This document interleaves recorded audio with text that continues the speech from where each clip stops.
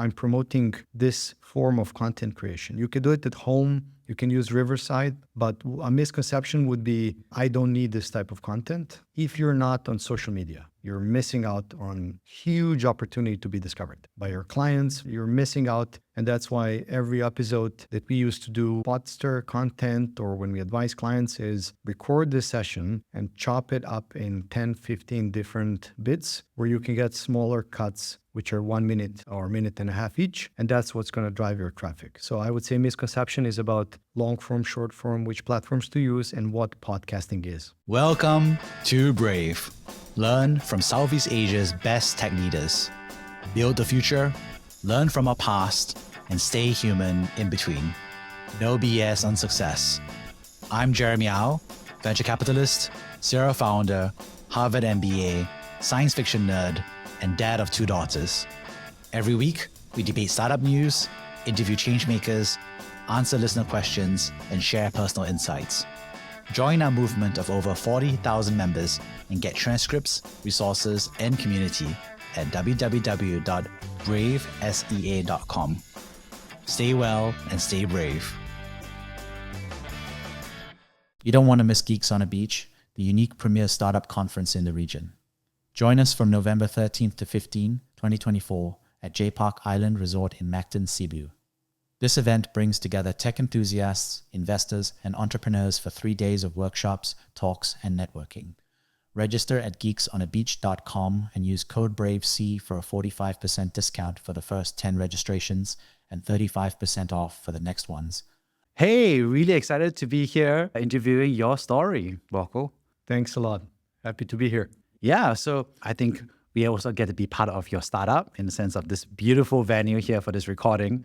I think we've done one other recording with Adrian, so who's a happy customer of yours. And what's interesting, of course, is your founder story about setting this up. So could you introduce yourself real quick? Okay, my name is Borko Kovacevic and I'm the founder of Poddster now.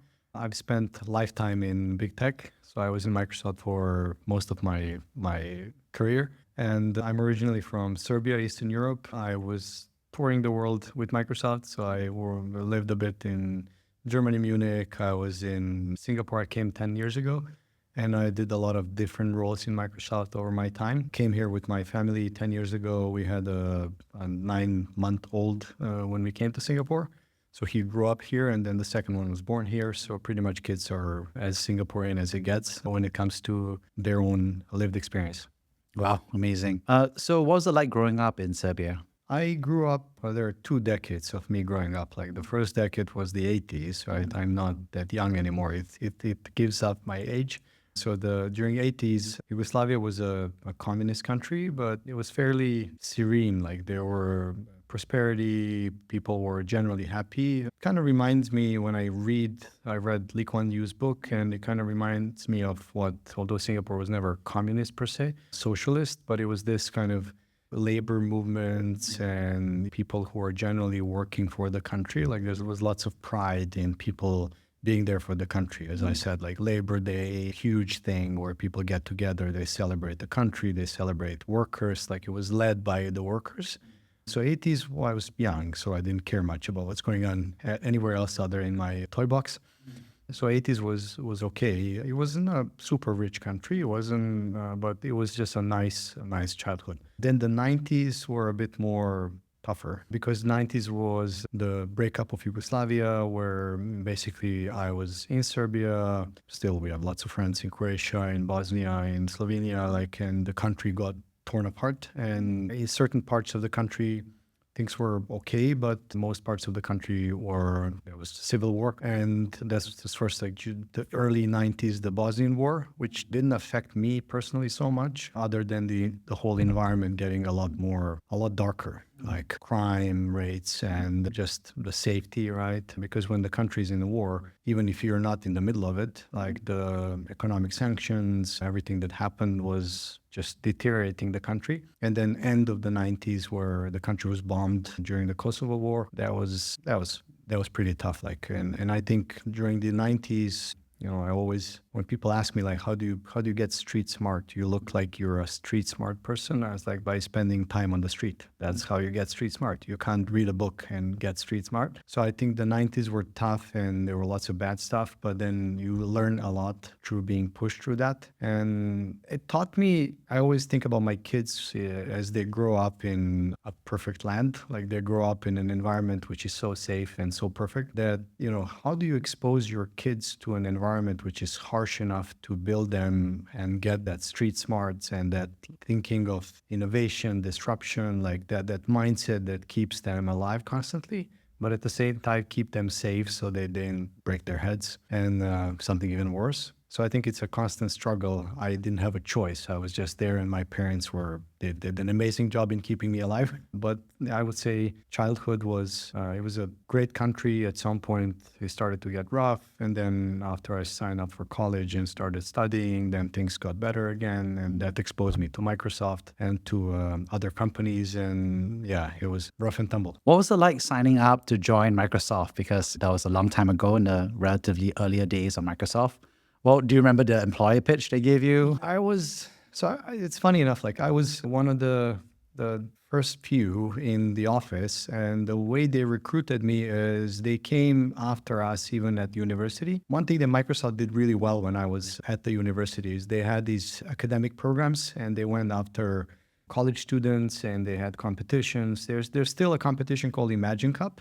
It's one where I participated with my friends. We were the second team in the country, almost won the first team to go to the world finals. So that's how I got exposed to Microsoft.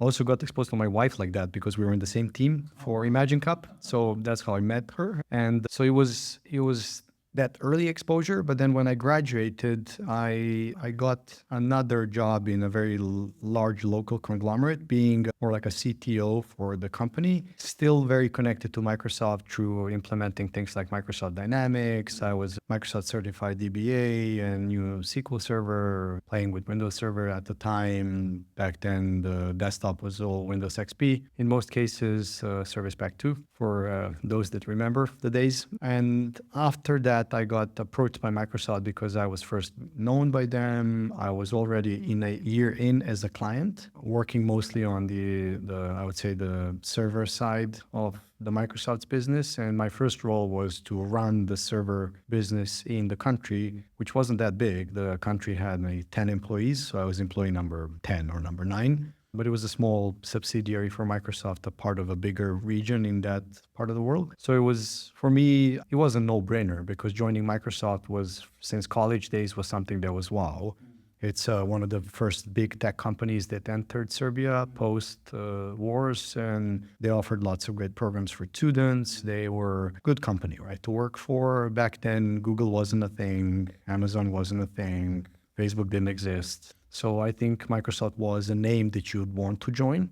So it wasn't a big dilemma, but I did not expect to stay that long. We're definitely going to get into that, which is that you joined. Do you remember what was it like in that first month that you were there? What were you like? Were you talking around, your mentors? What was that first month like at Microsoft? Yeah, that's a funny question. Like, I used to work for a company before Microsoft that had this code of conduct, which was the owner, local owner, a very, very sharp guy. He had this idea of everyone needs to be dressed in a suit, carrying themselves professionally. Like, it was almost like you're working in a bank. Actually, bank was a part of the conglomerate, but it was a much bigger conglomerate in the country. So you had very high respect for your superiors. There was even this unspoken rule that you don't get into an elevator if a senior is in an elevator. So if they are in the elevator, you're supposed to nod and just let the elevator pass because they're supposed to go alone. And of course, the dress code, clean shaved. So I remember once I shaved in the evening because I came back late from dinner or something. So I was like, let me just shave so I can sleep a bit longer in the morning. And in the morning when I showed up, my superior was like, why didn't you shave? And I was like, I did shave. And she's like, nope, that's not clean shave. I was like, well, I shaved last night. And they're like, go home, get the shave, come back. So every morning, clean shave, well, properly dressed and all this. So I joined Microsoft. And Microsoft's, everyone's in jeans and t-shirts. And like at that point of time, I think these companies, they wanted to run away from being IBM. And IBM was like the blue shirts and everything. They started getting a lot more casual. So I started thinking how to blend in, but I was still, because of such a long tenure, like a year for me, it was the first year I started working.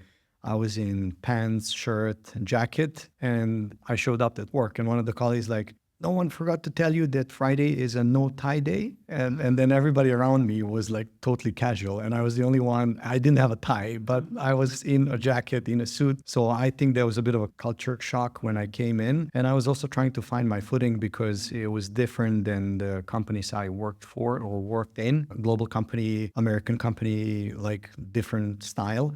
And I was trying to see who do I get some help from, people that were more senior. And you could see, especially in the country back then, that Microsoft has started, Oracle was starting, like some of these companies have just, because the country has opened up, so companies started to open up. You could see a bit of a elitist behavior, as in like the big tech was starting to separate from how you work for a local company, like or you work for oil and gas, or you work for like something that's not big tech.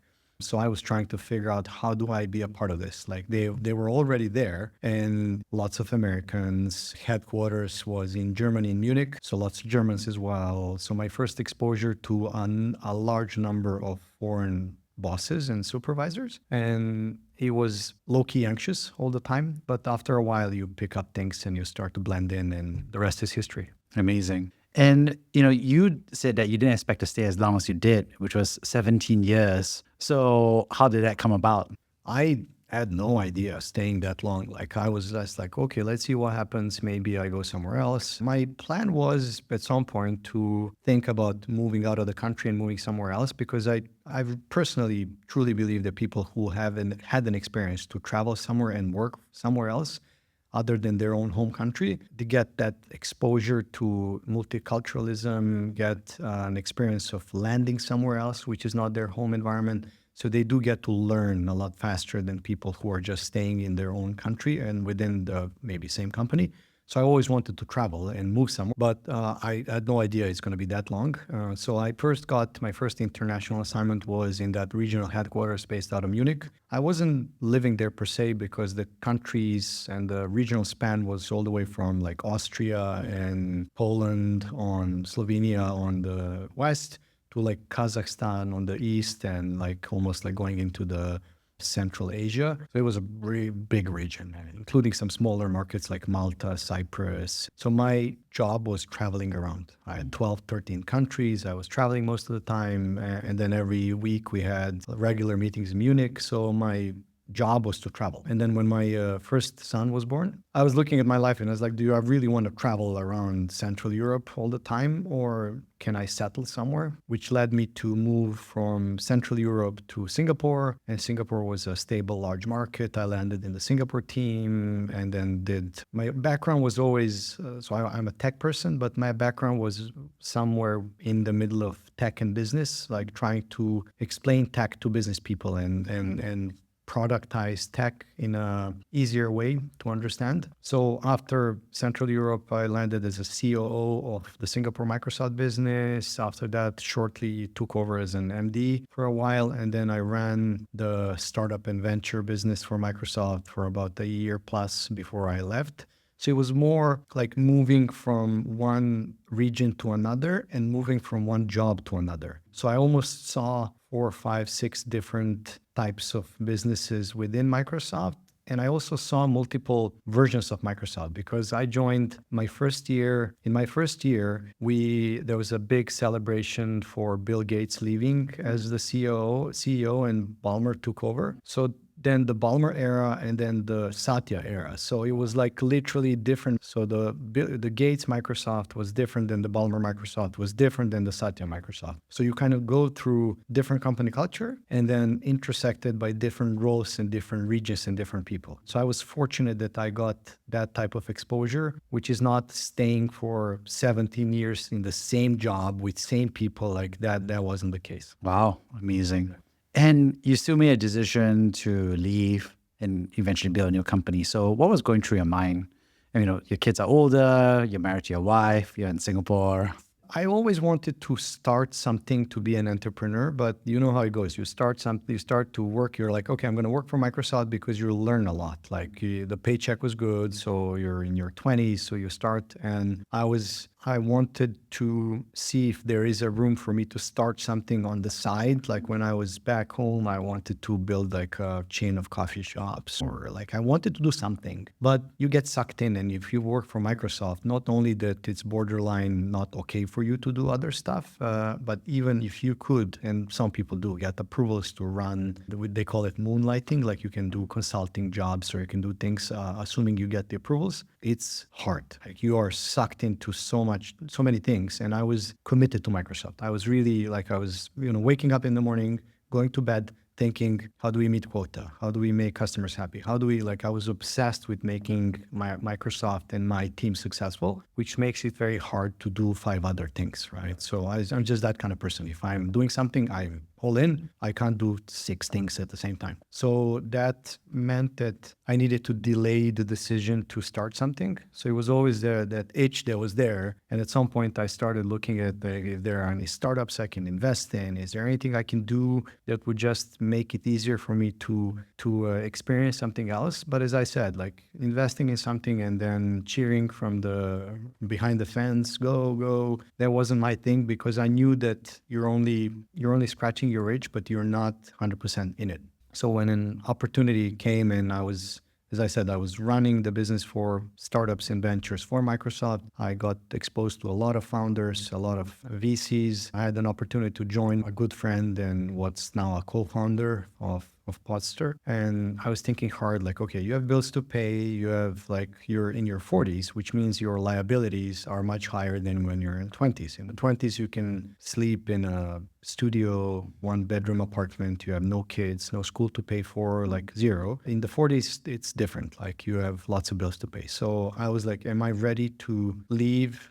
Got the support of my wife. She's working, so she's the breadwinner in the house. And it was good, like even for kids. Like kids were always like, we had this, when we came here, my wife didn't work. So my kids growing up, they were always like, okay, dad works, mom is working, but sometimes she works, sometimes she doesn't work, right? So it was really depending on her roles and her commitment to her jobs at the time. So we kind of turned that around. It's like, okay, now dad doesn't work and mom is helping the family. She's the EP holder and dad's not an EP holder in Singapore. So we made that shift, talked as a family, are we okay with this? Because it was a sacrifice in a way, like your lifestyle needs to change. I just, like a couple of months ago, I talked on another podcast. People are like, how do you survive leaving a corporate job, well-paid corporate job, and just, well, your lifestyle changes, right? You try to adjust and you lower your cost, and the vacations are not as expensive anymore. They need to be less expensive. You find ways to cut costs everywhere you can. But that allowed me an opportunity to build something of my own, which is what I wanted. So I joined my co-founder. We've established the first setup, which was in Dubai. It started growing really great, and I was super happy to see something that was ideated and originated from just a talk to become something that's like really growing in Dubai, becoming a thing. And it was a no-brainer for me if I should go jump into this versus maybe join another company or staying with Microsoft for another 15 years or 10 years or retire in Microsoft. Like the question was for how long? Microsoft gives you these crystals when you complete a certain tenure. So I had the 5-year-old crystal, 10-year crystal, 15-year crystal. Then I was like, do I really need a bigger one, 20-year? And then I saw people who were 25 and the crystal is like this big. So I was like, how big do I want to go? And at that point, I was like, okay, I think Microsoft has given me a great life for myself, for my family. It moved me to Singapore. I had lots of great experiences. But that was probably the time where I felt it's the right time to move and do something that I just built something that I felt has an opportunity to offer me what I always wanted. And one of these things which they say before you die, like you always think about things like what if? And that was one of the things where I was like, what if I have decided to do something of my own before I'm in my 60s? Not that it's too late. I've seen people do stuff in their 60s, but the more I wait, the likelihood goes down. So I wanted to just pull the trigger and say, let's just go and build this. And yeah. Yeah. And what's interesting is that you said that the idea came out of that talk and discussion. How did that product market fit? Did the idea come about? So when Poddster started, it wasn't fancy market research done by McKinsey or anybody that said that this is a market gap, you should go after this. It was my co-founder at the time. We had no idea Poddster is going to start, but we were chatting. He was a founder or a entrepreneur. I was in corporate. So I complained to him about corporate life. He complains to me about being an entrepreneur. So there's always like, the grass is greener on the other side, but there's always a pain associated with what you're doing. So he's like, how do I get more customers? Like I'm one guy. Like, what do you do in Microsoft? I was like, we have an army of salespeople. We just send them and they, go crazy. And he's like, well, I'm the only one. And I go to conferences and I try to sell to people. And I realize everyone I'm pitching what I do ends up pitching me back because it's all the salespeople that get together on a conference. There's no buyers there. So we were chatting how he can break into, he wasn't in podcasting back then. He was doing UX design, product MVPs, things like that.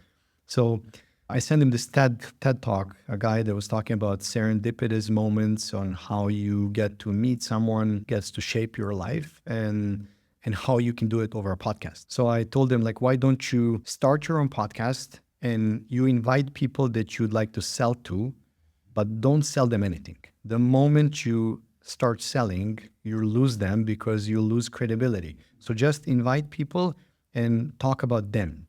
Don't talk about yourself. Like, talk about them. They'll naturally share things that they do, and then you'll bond over a podcast.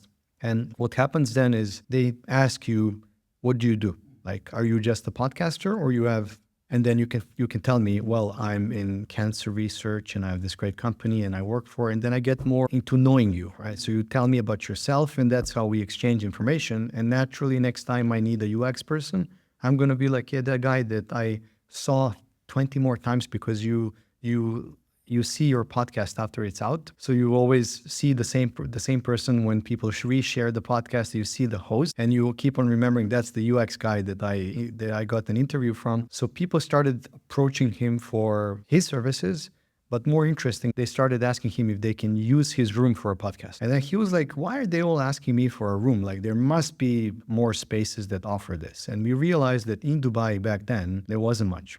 Like, there was a WeWork room somewhere, there was something else, and it wasn't turnkey. It wasn't, you show up, someone gets the work done, you leave and you get the footage. Like, that wasn't there. So he started renting out this small office just to see.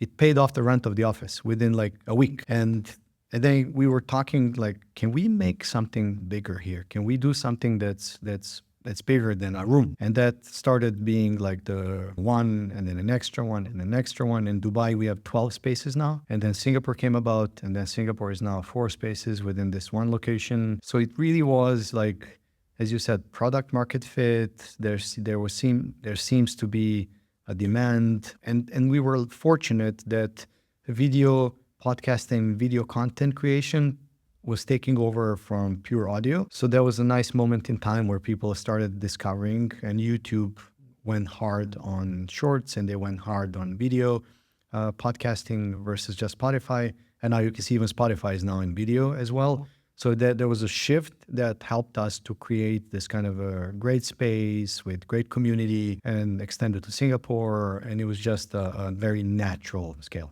What are some myths or misconceptions about the podcast, or in this case, the infrastructure around the podcast space from your perspective? Misconceptions, I would say most people, and now this changes, depends on the geography where you're in. Like in Dubai 2 years ago, it was also audio podcasting. And then in Singapore, I can see now since we opened in March that when I mention podcast, people think of Spotify, audio, long form. That's what podcasting is. But what we've learned is that educating the market on this opportunity to sit in a room, now you and I are talking for 45 minutes an hour. If we're just using the microphones and we're only audio, we're missing out on an opportunity to create lots of short form content for Instagram, TikTok, LinkedIn, whatever, and then drive the traffic to our long form content. And to a certain extent, you don't even need long form content to be successful in what you do. In Singapore, here in Poddster, now we have from VCs and startups to people selling their services as consultants to really big names in content creation, but as well as like leadership roles, CEO of DBS, like Piyush Gupta, we had Jacqueline Poe from EDB, we had like lots of people who come to create some kind of content, being a guest or a host on some conversation. And it doesn't need to be a podcast in the traditional sense, as long as it's a conversational video format. So misconceptions would be, I don't run a podcast, full stop. Or I do audio only and I can do it in my home because I have a microphone and that's enough. I think what people are missing, and I'm not necessarily promoting Poddster, I'm promoting this form of content creation. You can do it at home. You can use Riverside, a great tool to remote interview your guests. Formats are, or ways on delivering it are up to you. But a misconception would be, I don't need this type of content. I have a website or I have an event I'm attending, or if you're not on social media, you're missing out on huge opportunity to be discovered by your clients, by your employees, by your, like you're missing out. And that's why every episode that we used to do when it's like first party Poddster content or when we advise clients is record this session and chop it up in 10, 15 different bits where you can get smaller cuts, which are 1 minute or a minute and a half each. And that's what's going to drive your traffic. So I would say misconception is about long form, short form, which platforms to use and what podcasting is. I think what's interesting is that as you build up this space, there's a certain amount of business approach that you're thinking about this, right? So you're thinking about, in some ways, renting out a space, I think could be the most primal version of what your friend did. That was the genesis of that. And also there's these value-added services. So how do you think about that business model of Poddster? Well, I think there is a growing demand for things like this, and it's a fairly new industry. And the reason why I say this is I was never big on saying we are the best in the world and we are the most successful in the world, but we've really, really looked hard to find spaces and places and businesses which are excelling in this, we call it retail podcasting industry, which rents the space, offers turnkey end-to-end service. I've just came back 5 days ago from San Francisco, LA, Las Vegas. We've been there, met dozens of studios. I can clearly say that apart from like Spotify, Audible, Netflix, like the big studios, which are more approaching this market on like record label basis, like they attract content creators and they sponsor all the work so that they can share IP and content. There is nothing for retail, for prosumer and consumer and business content creators, which are just willing to pay for a service. I don't want you to own my IP. I don't even want you to own my footage. Like you don't own it. You're just a data custodian. You're a service provider. I own everything. That doesn't exist in media space because most of the service providers want to own content, in which case companies, especially large companies, even VC startups, they might not be up for the game, right? So for us, we are fortunate that at the same time when we started Poddster, we were looking for the solution, the tool to run our operations in our business. And because we couldn't find anything, there was Calendly, there was Google Drives and Dropbox for file sharing. We went ahead and built our own. So Poddster runs on our own tool, which is called Poddx. So through Poddx, when we extended Poddx to all the studios in the world, we SaaS'd it, like created a SaaS platform out of it. And suddenly we have like 50, 60 studios which are using it to run their operations. So in LA, Boston, Vegas, we've met a few. And we can say that the way this industry is being developed guarantees almost another few years of this being like a viable solution for content creators. What's going to happen when AI comes? Can we have virtual backgrounds? Can we have Sora generate our own videos? Who knows? Maybe, probably. But for now, we've seen other studios. They are expanding. They're growing. The places we've seen in Vegas have interviewed Elon Musk and Alex Hormozi and Mel Robbins and Tony Robbins and like all these other folks who are popular in the States. In Dubai, we had great content creators and celebrities coming over as well. So this space definitely has room to grow. And what we're hoping to do is like build that community of global studio owners, which will share learnings. We're probably ahead of most, but as I said, our aspirations are not to be Adam Newman of podcasting, to build 100 studios and like we work. We are focusing on the key markets where we can make a difference. And then the rest is going to be just enabling the studio owners across the world through technology, community, learning, sharing, and so on. Wow, amazing. On that note, could you share about a personal story of a time that you've been brave? Okay. There's lots of moments where I could say I've done something that's courageous and that's the right thing to do, but I would probably pick one thing, which is, even though I was just 18 years old, but back home when my country was bombed, right? And when things were grim, I think I attribute this not only to myself, but to everyone in the world today that's suffering in this way or another. Either their country is being bombed or they're in a war with someone else. So there's something going on. The courageous nature of just humans to persevere and to push through and to not get crippled by it. Like so, and the courageous thing is moving past and accepting that, you know, we've learned through our hardship and we've had bad moments, but that should not taint us for life. I probably created a few years after this insatiable, optimistic, positive attitude that keeps on fueling me to this day. But you could always, if you're victimize yourself and you always think of yourself as like, oh, we went through all this, we're crippled for life. It's very easy to sentence yourself to a life of being a victim. And that decision to switch on that click in your head and say, I'm not going to succumb to whatever feelings I have towards hardship or the life I led as a 15-year-old. I think that's a brave thing that many people that have certain disabilities, that have certain issues in their life, that were victims of whatever happened in their childhood, they tend to overcome it and they come even stronger. So that's what I would attribute my courageousness to this. How do you try to showcase that courage in the context of your family? It's mostly with my kids. What I'm trying to do with them is to help them understand when they do things, why they're doing it, and what's the driver of their behaviors, and understand the implications of their behavior. And then as we go through that, I'm trying to instill some learnings that I have through this hardship on how they should be more grateful for what they have. I think today in the world of social media, in the world of, I would say, convenience, like everything is convenient. You call, grab, and Gojek with one click. You call, your food arrives, you pay bills with your phone. There's a lot of, and I know this is Singapore and probably other countries which are well developed. There's a lot of other countries which are not. But I would say the world as a whole is not getting worse. It's getting better. Even though we think there's doom and gloom and nuclear war coming and all this, if you look at like 50 years back and now, world is getting better. But the danger of that is as we go through more convenient and better times, we risk being first grateful for what we have. We are getting too complacent because complacency doesn't create innovators, top performers, people who are generally pushing the society forward.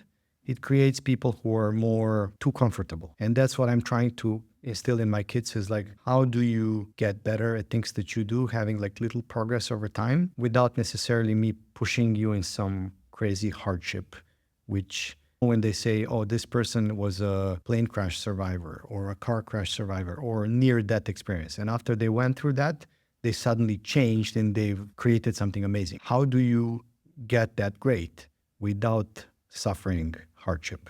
Like that's what I'm trying to get to with my kids and trying to help them understand that the life they have should not be taken for granted. Thank you so much for sharing. On that note, I'd love to summarize the 3 big takeaways I got from this conversation.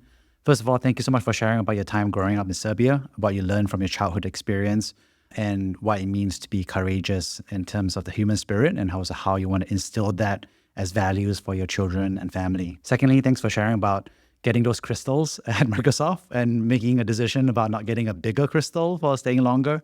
I thought it was fascinating to hear about what was it like to hear in your first month in the culture shock about shaving and wearing a suit and all those things to eventually making a decision that, hey, there was still a spirit in you that wanted to build something of your own. Lastly, thanks so much for sharing about Poddster, about how the product market fit, the ideation came about, and also how you've taken it and expanded it, grown it, iterated on it, and built a business model around it. So on that note, thank you so much for sharing. Thank you so much for having me. It was a pleasure, great conversation, and kudos for having so many episodes and great podcast. Like, I'm humbled to be here.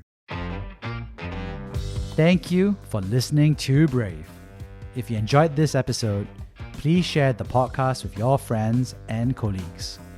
We would also appreciate you leaving a rating or review. Head over to www.bravesea.com for member content, resources, and community. Stay well and stay brave.